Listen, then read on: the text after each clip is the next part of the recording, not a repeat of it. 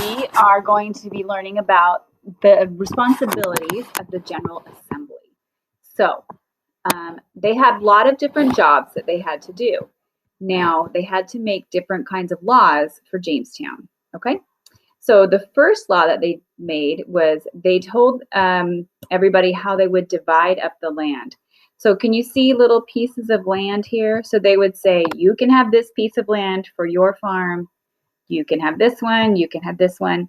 They divided up the land for who it would be for, okay? The next thing that they did was they arranged for the transportation of servants. So they had servants coming over from England, and they arranged so that they had boats ready to take servants from England over to Jamestown. Okay, so you can see here they're bringing some servants over on a boat.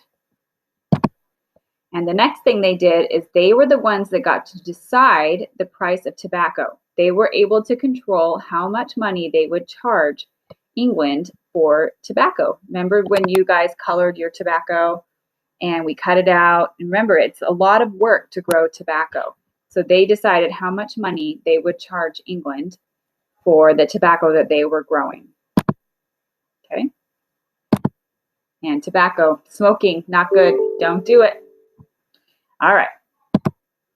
The next thing that they did was that they got to decide what would happen with any colonist who broke the law. So if somebody did something they were not supposed to do and they broke the law, the General Assembly got to decide how they would be punished. So a lot of times they would do this. This is called the pillory.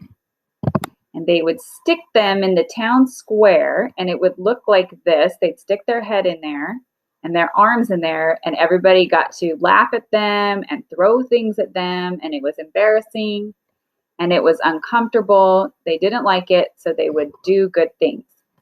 Do you think that if this was the way that we punished people, maybe fewer people would break the law? I don't know. I wouldn't want to be in there. Okay, and the last thing that they did was that they decided how the colonists could act towards the Native Americans. They were the ones that got to say, yes, you can speak to the Powhatan, or no, you cannot speak to them. Yes, you can get mad at them about this. No, you can't do that. They got to decide how people would act towards the Native Americans, when it was okay to talk to them, when it was not okay to talk to them, and they helped work it out if there were problems. So that is, those were the jobs of the General Assembly. If you are confused, you can watch it again.